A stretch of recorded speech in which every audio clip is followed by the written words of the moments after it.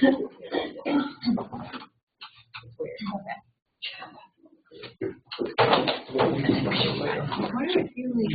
two the only ones doing any work for your project. All right.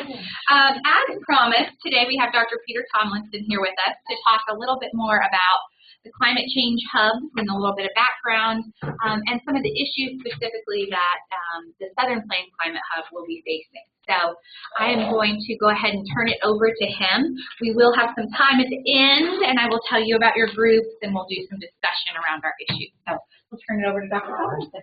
Thank you, Lori. So my name is Peter Tomlinson. I was approached by a group led out of the USDA Grazing Land Research Unit in El Reno, Oklahoma, last July to represent Extension as they developed a proposal for one of these climate hubs.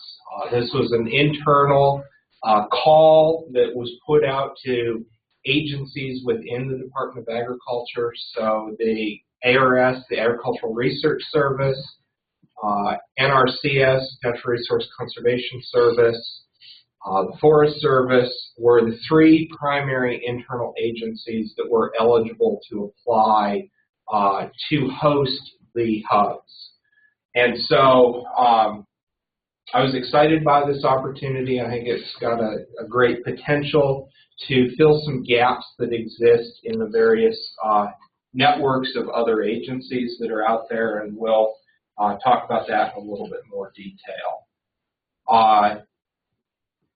The Southern Plains is a unique landscape, and particularly if we think about Kansas, Oklahoma, and Texas. As you drive across those states, you experience greater variability in total rainfall across those three, well, really across the strip of the central United States than you do driving across the rest of the eastern United States. So we use this pointer. If we're here in Kansas on the western side and we're driving across, we've gone through a transitional zone from arid to humid.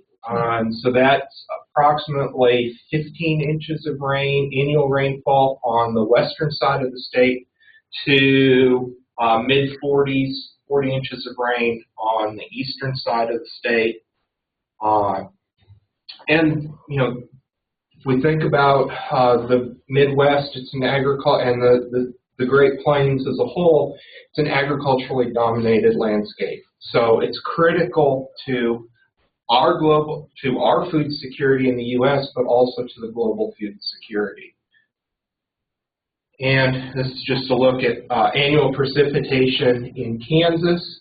And this isn't the most recent graph. So this was from the 71 to 2000 30-year normal period. So climatologists update their data every 10 years. So that's, and it's a 30-year period that's updated every 10 years. So there are, last year they released the 1981 to 2010 normal data. I couldn't access the graph quickly, and so this is, but this is a good example of what we're facing. You know, if we're here, 11 to 15 inches of rain, and if we're all the way over in the corner, the southeast corner, you're approaching almost 50 inches of rain there. So great variability that we have to deal with across the state. This raises, water quantity issues on the western side and water quality issues on the eastern side. So these are all issues that are going to need to be addressed by the Southern Plains Hub, or the Southern Hub. So as we start to think about some of the concerns and issues that we as a hub need to address, we can look at different landscape scales. And so here we're looking at agricultural field in the spring shortly after a thunderstorm. One of the things, and I know that Dr. Rice spoke about weather and climate variability, climate change, one of the things that's predicted is an increase in extreme events.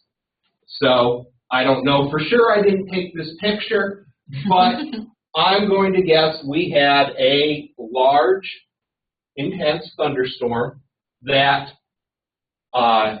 breached the terrace. And so, one, we've got valuable water that we need in that landscape over the course of the growing season to support that growing crop being lost, but we're also losing valuable soil resources. Not to mention the cost to come back in and repair that structure and prepare that field for planting again. If we look at a little larger scale, this was the Mississippi River in spring of 2012.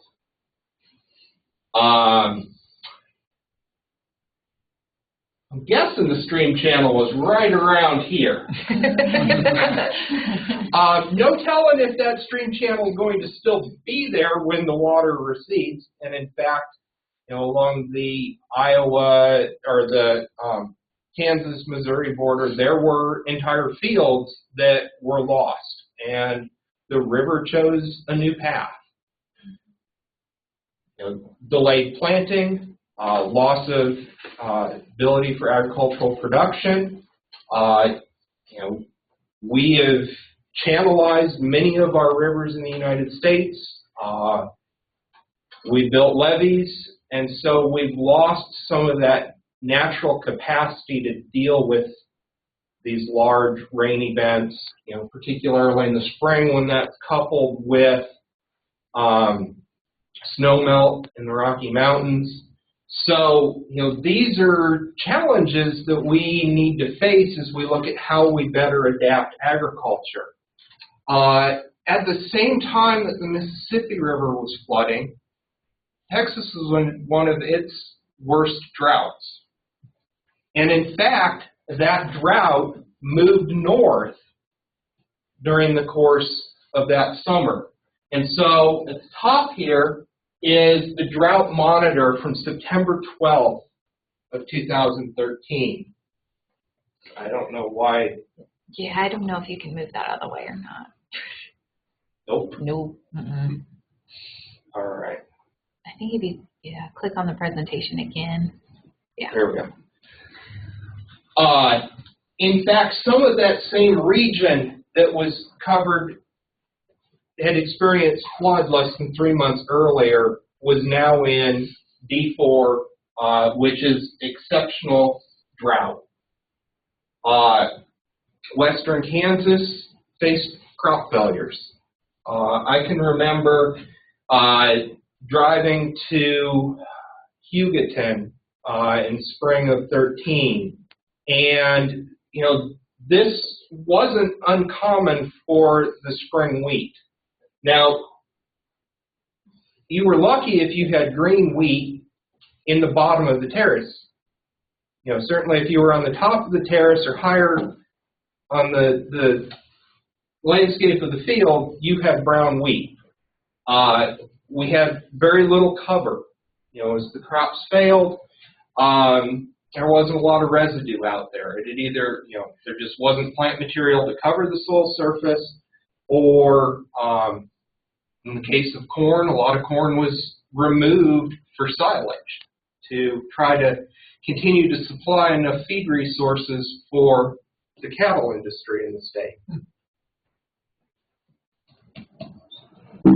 Oh, yeah, sometimes it doesn't. That should work. Okay, so iconic picture of the 1930s Dust Bowl. These events spawned started the movement for the Soil Conservation Service. NRCS is an outgrowth or rebranding of that, but we still, even moving forward today have concerns about blowing dust, particularly when we don't have sufficient crop residue on our soil surfaces to protect the soil from wind. And this was in New Mexico in 2012.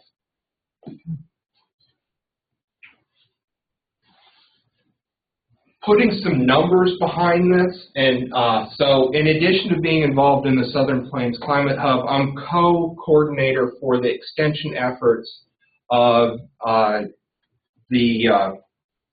internally we call it the Grazing CAP, or the Grazing Coordinated Agricultural Project.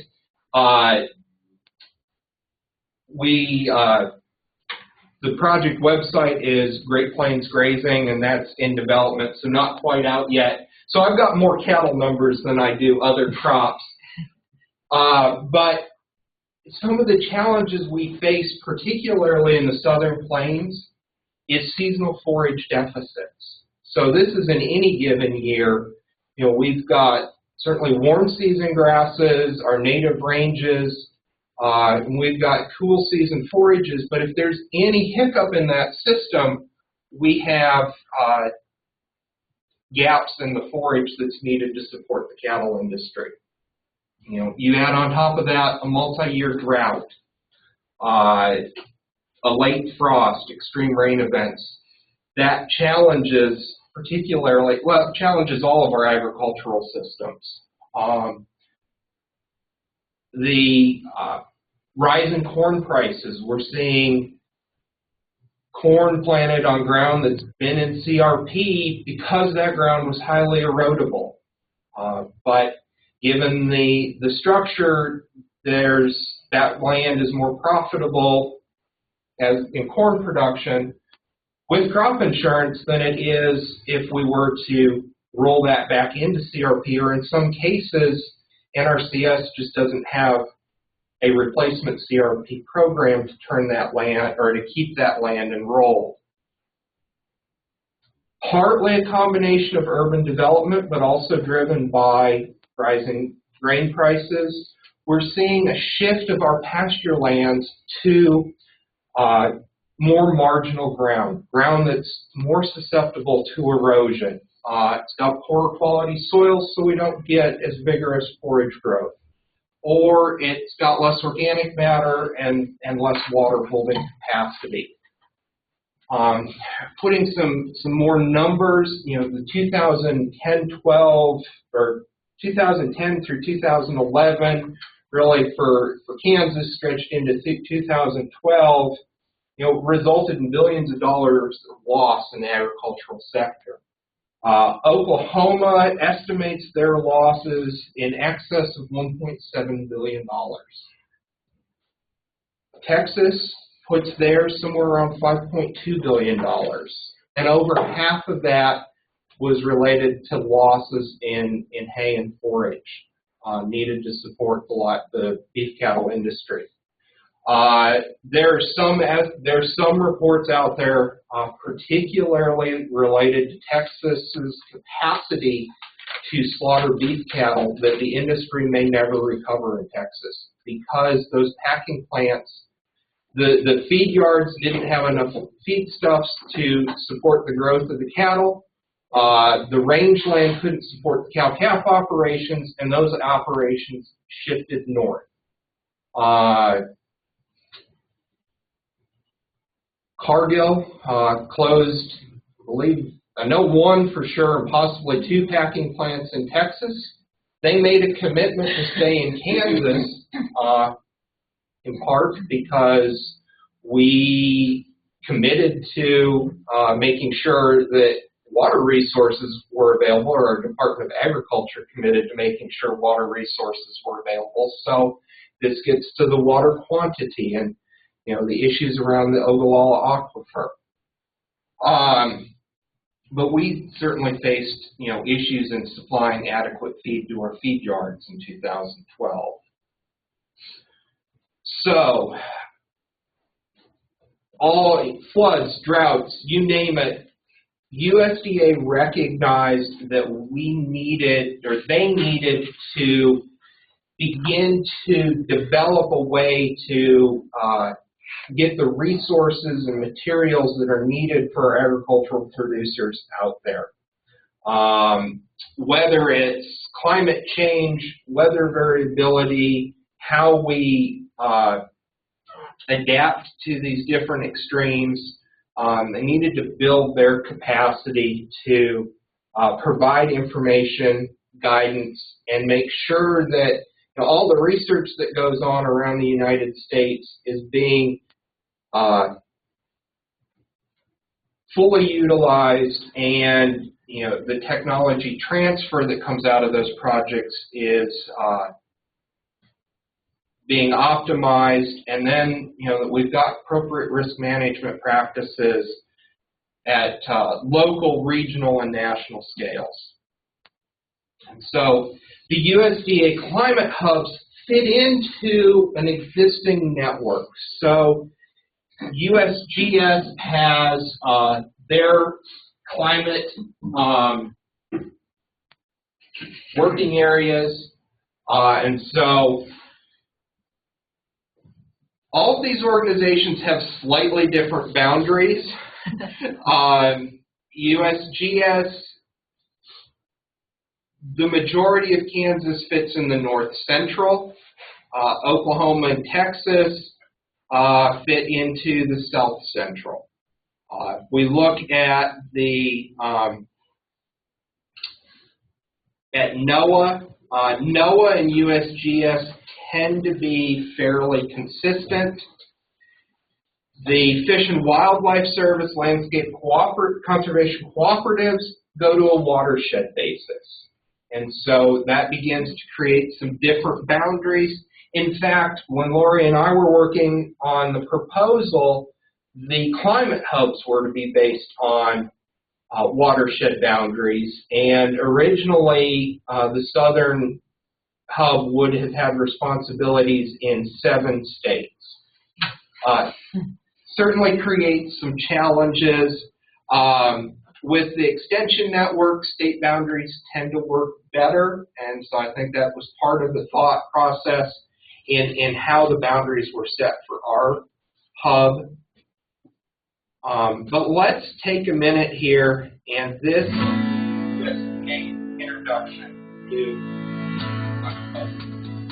51% of the land mass of the United States is currently private working lands involved in agriculture.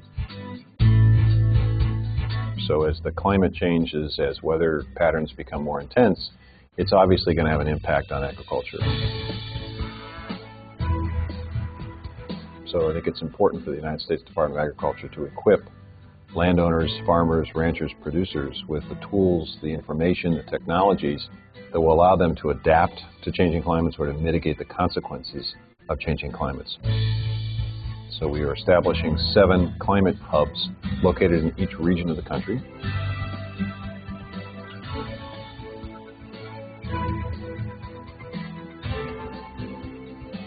And these 7 climate hubs and 3 sub-hubs will provide the central points from where we'll disseminate information.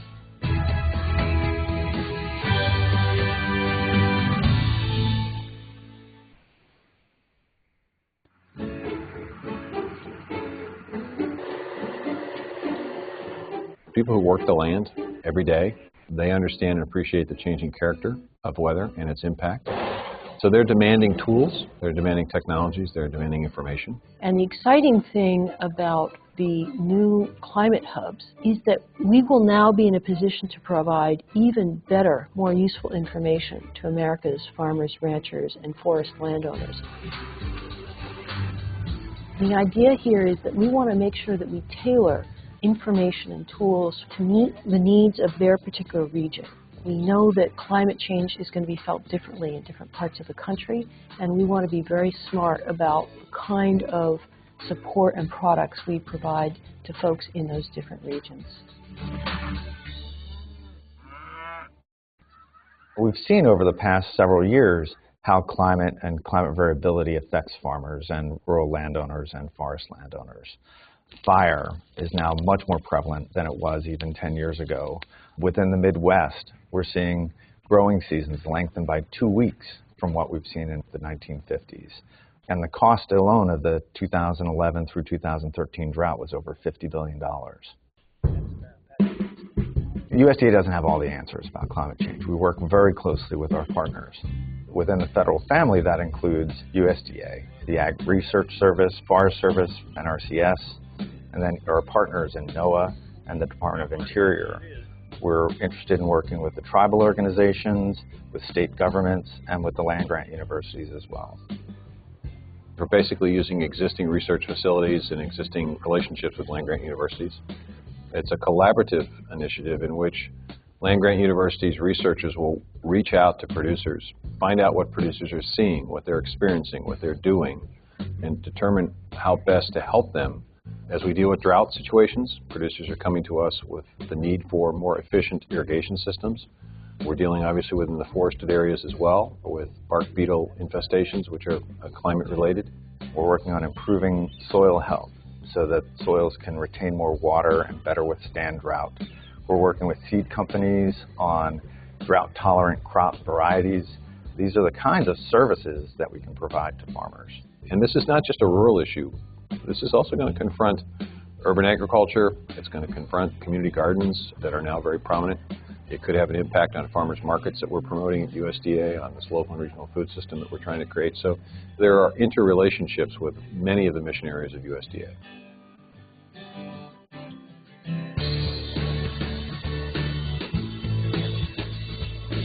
America's farmers, ranchers, forest landowners are extraordinarily productive because of their tenacity, because of their willingness to embrace innovation.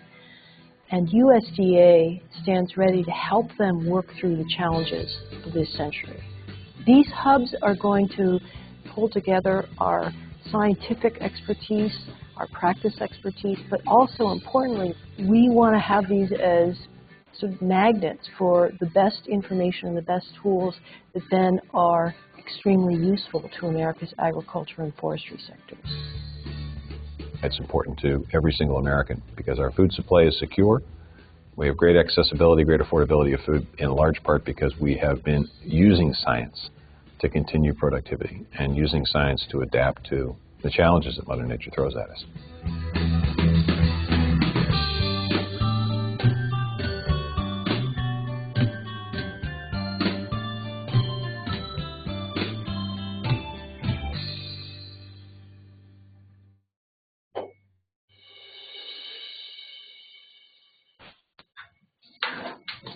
All right, so what are your guys' thoughts after hearing the challenge that USDA has laid out? You're going to be part of the process for the Southern Hub.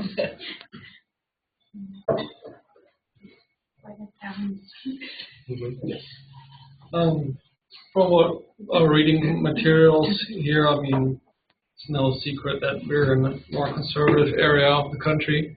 And so anytime you mention something like climate change or global warming, it might trigger a negative reaction or predisposition in our audience. And so do you have any advice or any insight on how to overcome that? I mean, yeah, don't mention it, but well, it is. It's a huge challenge. It's something that, in my extension work, I face every day. Okay. And I don't have a good answer. I think the key is to stick to the facts that we do know and not enter the political realm. We just need to stick to what the best science today is telling us. Yes. I really liked how it talked about help you work through the challenges that you're going to be facing. And I know we've heard in several instances that farmers are noticing things are different. Right. That they might not say climate change. So I really like that part of the video. It says to help you work through the challenges that are coming through. Have farmers heard that message already? I mean, do you know how they're responding to that? I know that it's been, if they did a fairly large ad campaign 2 weeks ago, 3 weeks ago, how well that reached our rural communities, I really don't know. There certainly were newspaper articles across the country about it. How much our producers have picked up on that, I don't have a good feel for. I think it's also interesting and smart. If a farmer were to watch that, or a producer, however you would like to phrase that, talks about how they are tenacious and innovative, and that is really like paying your audience a compliment, and for lack of a better term, kind of buttering them up a little. And I mean, one, it's true, and two, it's a nice way to put those things. And I like the phrase using science to continue and increase productivity. I thought that was neat. What type of, maybe I'm just like missing the overall point, like what type of information will be coming out of the climate hubs? Or, I mean, they're looking at these hubs to be the clearinghouses for all of the data that is generated in that region by different research projects that USDA has funded, either externally funded through grants or are internally funded. They're talking about, partnering with NOAA on the agricultural forecasts and predictions for the growing seasons.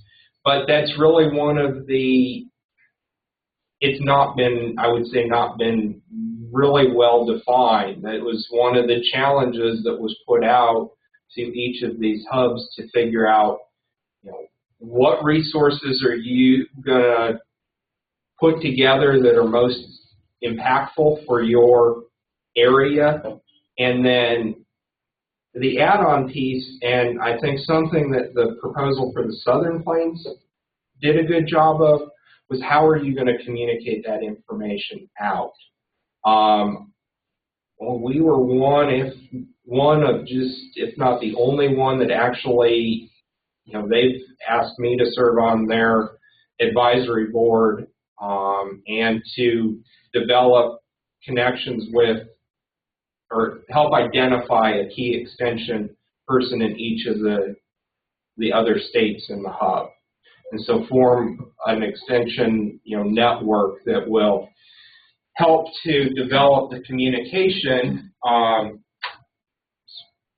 Well, we'll come back. I've got another slide that'll start to talk about a bit more about that. You mentioned at some point the need to deliver the information to farmers, ranchers, and forest landowners. I understand that those are the priorities, but how do consumers stand in this process? Because they're part of the group too.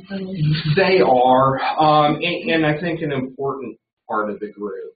I think we certainly need to focus on the, I would say our producers are our primary audience, but I think a general increase in the education of, across the country on climate science, the challenges that agriculture faces, fits into that. And I've got a slide coming up that talks about that. So for the Southern Plains Hub, Jeannie Schneider with the USDA-ARS is the lead. She's a climatologist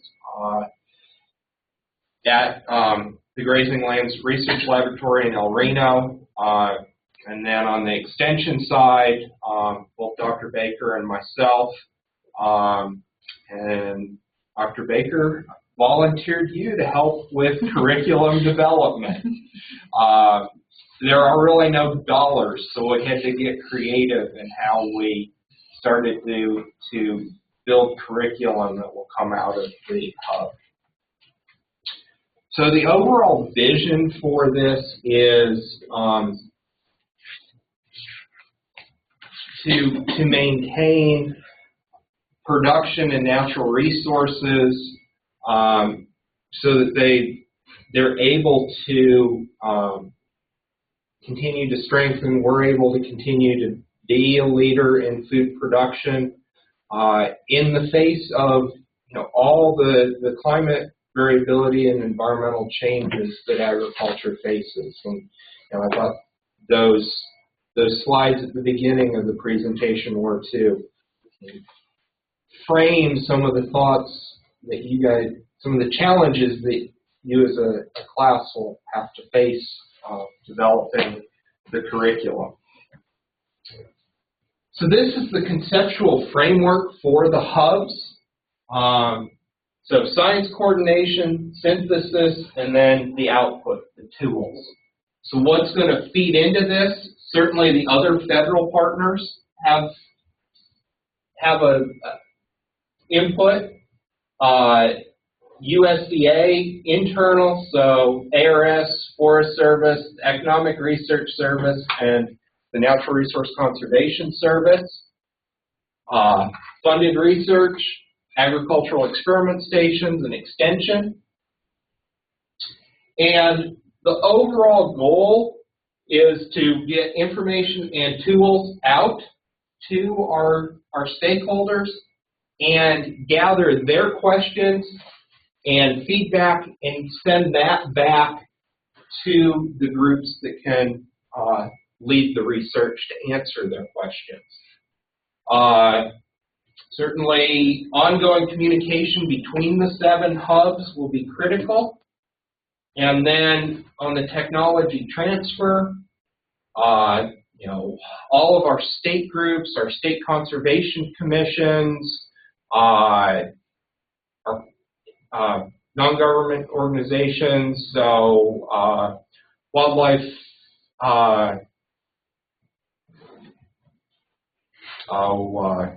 any number of private groups, our extension service, the outreach branches of our USDA, Forest Service threat centers, and this is broad. We don't have a lot of forest in Kansas, but certainly, if you get into bits of Oklahoma and some of Texas, there is, planted timber resources that are harvested. It's not a large part of the agricultural sector, but it is something to think about.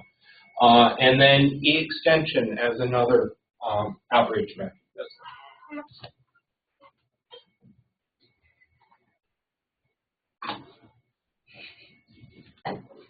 And so I've got some quotes here, and this came out of the, we had an NSF-funded project, the Central Great Plains Climate Change Education Partnership. And so this project did was to go out to our rural communities and talk to agricultural producers, rural educators, and rural community leaders. And these are quotes that I've pulled from the agricultural producer segment. And it does begin to frame some of the challenges that we're going to face in developing our communication and our curriculum to these audiences. And the top title there is just kind of my way of framing what these 2 comments relate to, and that it's just cycles. I would sum up this one that it's always been variable, it's probably always going to be variable, and I would probably put him into a doubter on whether or not climate change is really occurring. This one kind of fits into it also. I like this quote in that it recognizes the big, that it is a much longer time frame than just 100 years.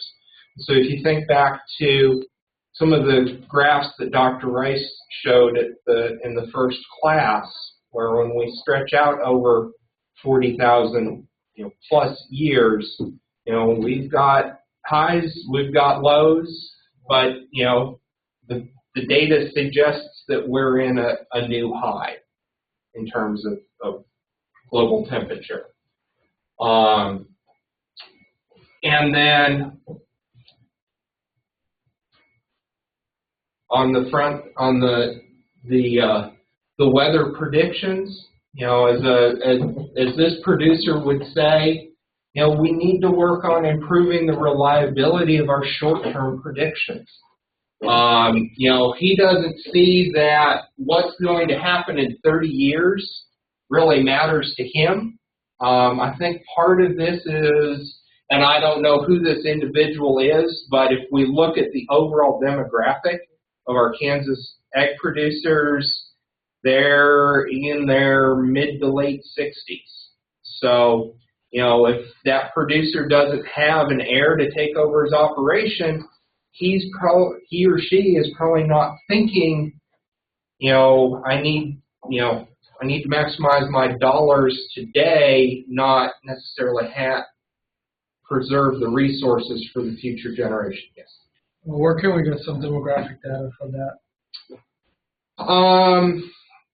Because a lot of times, like the elder is listed as the one who's running the business, but the younger one is really running the business. Right. So.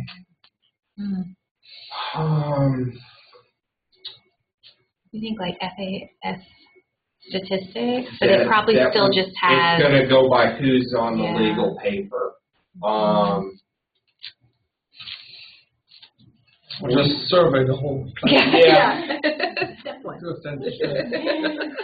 We do have, so with the grazing project, we will have. I'm sure there's some surveys that have been done. I don't know if it would be public, but I know that there's reader demographics for magazines. Mm-hmm. Yeah. I'll have to think on that. I don't tend to work in the survey front, so. Yeah. But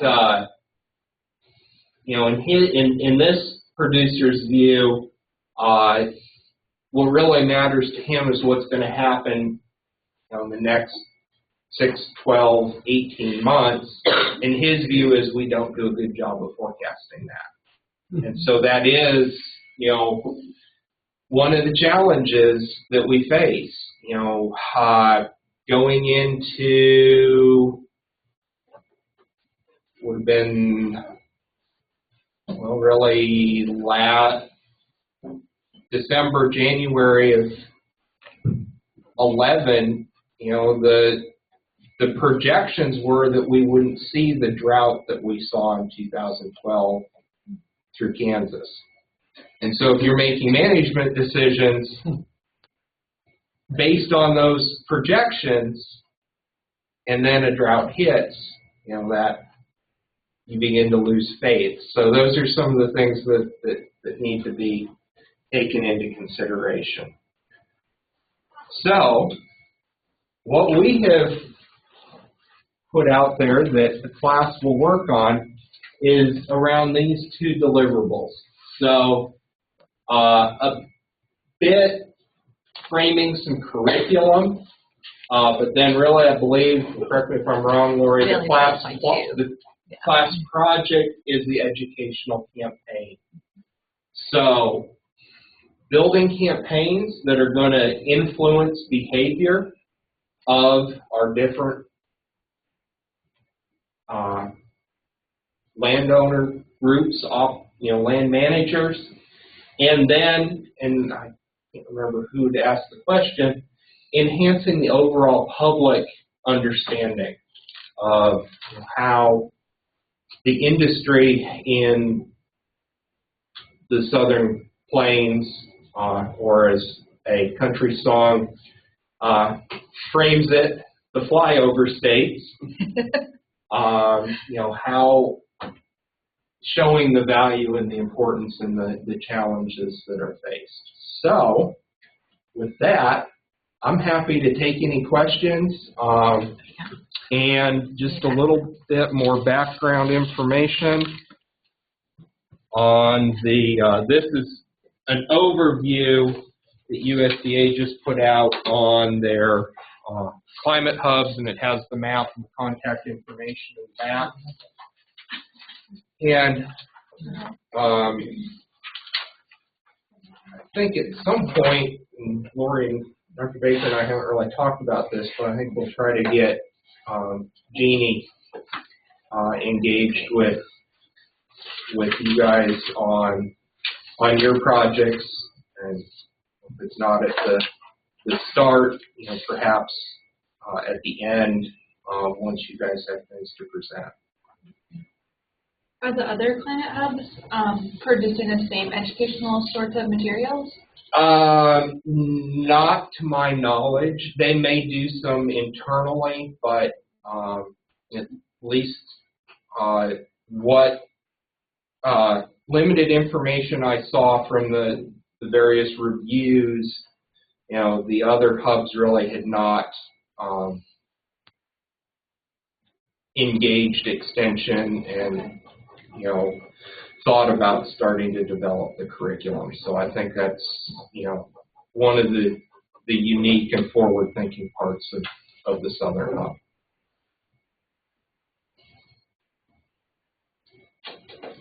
Yes. As it says on the goals campaign to influence behavior, is there a list or a strategy that's already, as far as what behaviors specifically that this hub wants to influence, what they want people to do or not do? I would say yes, that it's nested into the proposal on kind of the areas, but you know, certainly I would, water management is going to be, so what I would see are two critical is certainly water quantity, both too much and too little. Water quality fits into that. And in the water quality, a lot of that fits back into how we manage our land. So USDA has a big push on soil health, which is really not just looking at individual practices, but how all of the practices come together. The term that I heard the other day is USDA is looking at a more holistic approach. So not looking at their individual, field level practices, but how do we start to tie all of these together? The terrace construction with the use of cover crops, with a diversified crop rotation, so that we're not just growing a monoculture wheat crop, but we've got wheat as a cool season grass. We've got potentially sorghum integrated in there as a warm season grass, trying to bring a cool or warm season legume into there, so that you build up and have the potential to increase the amount of cover that you've got on your field.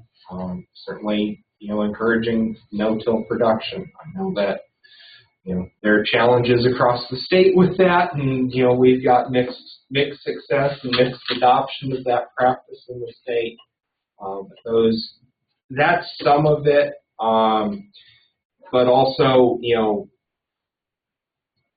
getting our producers. I think one of the behaviors on our grazing lands is how do we define appropriate stocking rates. And so not thinking short term, but designing grazing systems that, in the worst year you have cattle numbers that are, appropriately stocked, but then how do you build some resiliency into your system? So, maybe it's that you hold back, in a good year, you hold back your calves and graze them on your own land when you've got those grass resources. So I think that's some examples. And are you going to share the I just full wrote down that proposal? I should share the whole full proposal with y'all. I'll give it to you.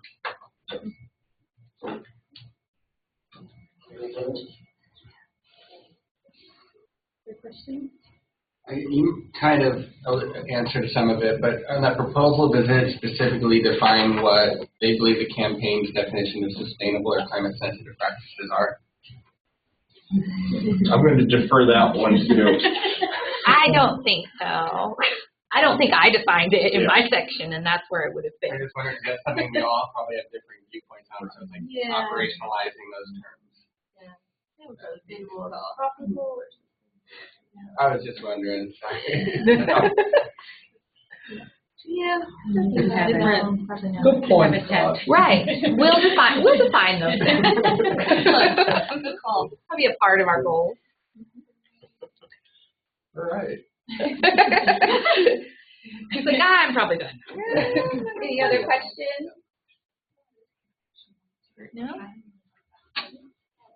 Okay, well, thank you very much for joining us.